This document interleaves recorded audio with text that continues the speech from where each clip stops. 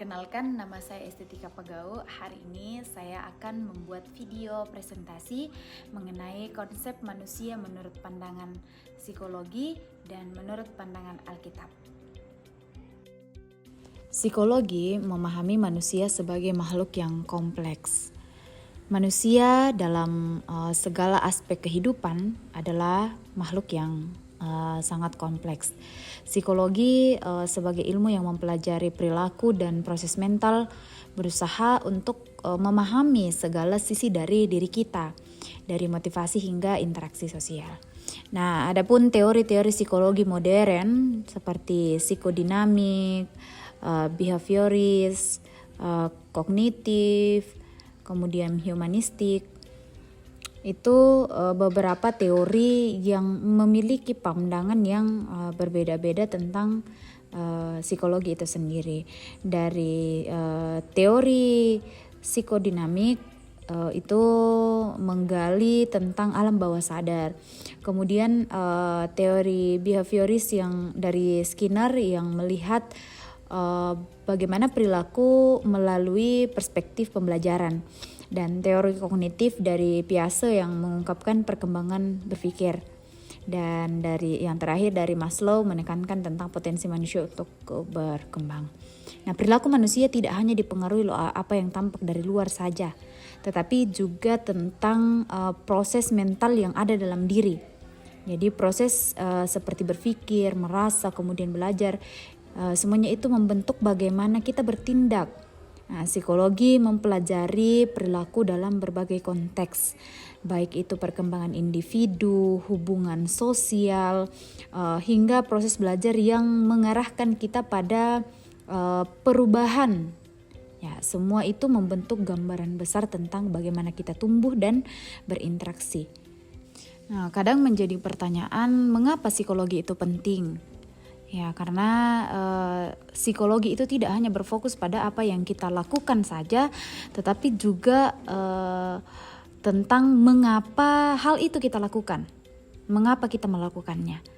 Nah, dengan memahami teori-teori psikologi dan bagaimana proses mental itu mempengaruhi perilaku, kita bisa lebih memahami diri kita sendiri dan tentu juga bisa memahami orang lain. Nah, psikologi ini memberikan kita alat untuk menavigasi kompleksitas hidup, membantu kita mengatasi tantangan dan mencapai potensi terbaik dalam diri kita.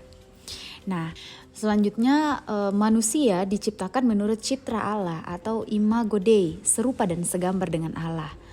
Ya, ini adalah sebuah konsep yang sangat mendalam dan penuh makna yang disampaikan melalui kitab Kejadian.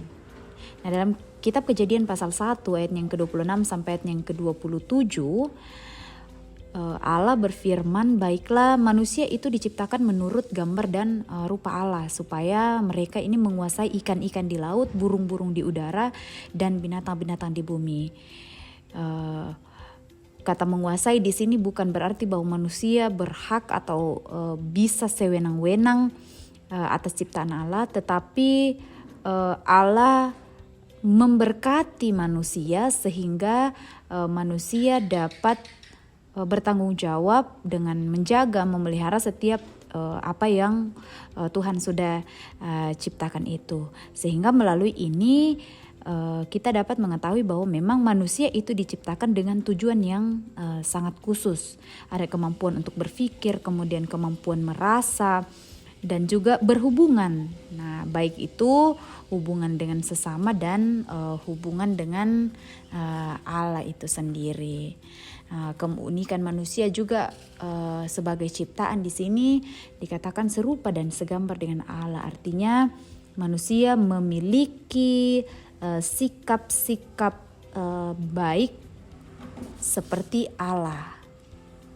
Manusia memiliki sikap-sikap yang mencerminkan atau meneladani Allah itu sendiri. Ya, melalui ajaran Alkitab ini kita juga diajarkan bahwa hidup manusia itu memiliki tujuan yang jelas. Ciptaan Allah tidak pernah terjadi tanpa maksud dan tujuan. Jadi setiap orang diciptakan dengan hakikat dan tujuan hidup yang lebih besar, Ya, dengan menjadi serupa dan segambar dengan Allah, kita diberikan tanggung jawab untuk menjaga ciptaannya dan hidup sesuai dengan kehendaknya, menjadikan hidup kita penuh dengan makna dan arah. Kemudian dari perspektif psikologi, psikologi membantu kita untuk memahami manusia, baik sebagai individu maupun dalam hubungan sosial. Nah, dengan menggunakan alat dan metode ilmiah, psikologi mempelajari bagaimana proses berpikir, proses perasaan dan perilaku manusia itu bekerja. Dari perspektif Alkitab memberikan pandangan tentang tujuan hidup manusia dan bagaimana hubungan kita dengan Allah. Alkitab juga mengajarkan tentang sifat manusia dan potensi kita untuk melakukan kebaikan serta memberikan panduan hidup yang lebih spiritual. Kembali lagi kepada diciptakan serupa dan segambar dengan Allah. Jika kita menggabungkan perspektif psikologi dan Alkitab ini, kita bisa mendapatkan pemahaman yang lebih menyeluruh tentang manusia. Itu psikologi membantu kita untuk memahami perilaku manusia dengan cara ilmiah, sementara Alkitab memberikan pandangan spiritual dan etika tentang hidup dan tujuan kita apa. Ya. Nah, selanjutnya konsep manusia dan potensi, baik itu psikologi dan Alkitab. Emosi dan perasaan kita itu sangat penting. Psikologi membantu kita memahami berbagai emosi yang kita rasakan, seperti rasa senang, rasa sedih, rasa marah. Nah, sementara itu Alkitab mengajarkan kita untuk mengelola emosi tersebut dengan cara yang benar, sesuai dengan kehendak Allah agar kita bisa hidup damai dan saling mengasihi. Kemudian psikologi juga mengajarkan kita tentang bagaimana kita berpikir atau memecahkan masalah dan belajar. Nah, ini semua adalah bagian dari kemampuan kognitif kita. Nah, Alkitab pun mengingatkan kita untuk menggunakan akal budi yang Tuhan beri agar kita bisa memahami dunia dengan bijak dan membuat keputusan yang tepat. Baik psikologi maupun Alkitab mengajarkan bahwa kita punya kehendak bebas. Artinya kita bisa memilih jalan kehidupan kita. Alkitab mengajarkan kita untuk memilih hidup sesuai dengan kehendak Tuhan, atau kita mau hidup dalam pemberontakan atau hidup dalam dosa. Nah, mengenai tantangan dan perbedaan, psikologi menggunakan pendekatan ilmiah dan berdasarkan penelitian untuk memahami manusia.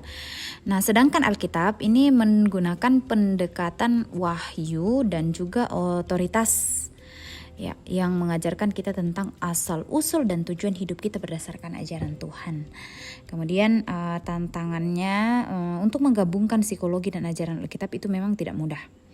Beberapa teori psikologi mungkin bertentangan dengan apa yang diajarkan dalam Alkitab, demikian juga sebaliknya, dan tantangannya adalah bagaimana kita bisa menemukan cara untuk menyelaraskan kedua perspektif ini dan membuat keduanya bisa saling melengkapi. Kemudian manusia itu adalah makhluk yang holistik. Ya, jadi baik dari sisi psikologi maupun Alkitab itu menekankan pentingnya memahami manusia dalam semua aspek. Jadi manusia itu kita memahami manusia itu secara holistik, artinya bahwa manusia sebagai makhluk yang kompleks, baik dengan tubuh, perasaan, dan hubungan sosial, dan juga kehidupan spiritual. Kemudian psikologi dan Alkitab sama-sama mengajarkan betapa pentingnya hubungan dalam hidup kita, baik itu hubungan dengan Allah, hubungan dengan orang lain, dan juga dengan diri kita sendiri. Nah, semua itu adalah bagian terpenting dari pengalaman kita sebagai manusia. Nah, kemudian baik psikologi maupun Alkitab mengakui bahwa manusia itu mempunyai potensi untuk tumbuh dan berkembang. Nah, kita bisa berubah, kemudian belajar, dan menjadi versi terbaik dari diri kita. Nah, Alkitab juga mengajarkan pertumbuhan spiritual dan perubahan positif melalui iman kita. Kemudian yang terakhir, kesimpulan, psikologi dan Alkitab dapat saling melengkapi dan memahami tentang manusia. Psikologi memberikan pendekatan ilmiah yang membantu kita dapat menganalisis perilaku, emosi, dan proses mental manusia, sedangkan Alkitab menawarkan perspektif spiritual dan etika yang mendalam mengenai tujuan hidup dan bagaimana hubungan manusia dengan Allah, hubungan manusia dengan sesama dan dengan diri sendiri. Nah, kita juga mempelajari bahwa manusia itu diciptakan serupa dan segambar dengan Allah. Nah, dengan potensi untuk berkembang secara fisik, emosional, sosial, dan spiritual. Nah, baik psikologi maupun Alkitab menekankan pentingnya hubungan baik dengan Allah sesama maupun dengan diri sendiri sebagai elemen terpenting dalam kehidupan manusia. Nah, selain itu, dengan mengintegrasikan psikologi dan ajaran Alkitab, kita dapat memperoleh pemahaman yang lebih holistik tentang manusia. Psikologi menawarkan pendekatan ilmiah, sementara Alkitab memberikan perspektif spiritual dan etika. Untuk menggabungkan kedua perspektif ini memungkinkan kita untuk menemukan makna dan tujuan hidup yang lebih jelas, serta hidup dengan lebih bijak dan penuh kesadaran.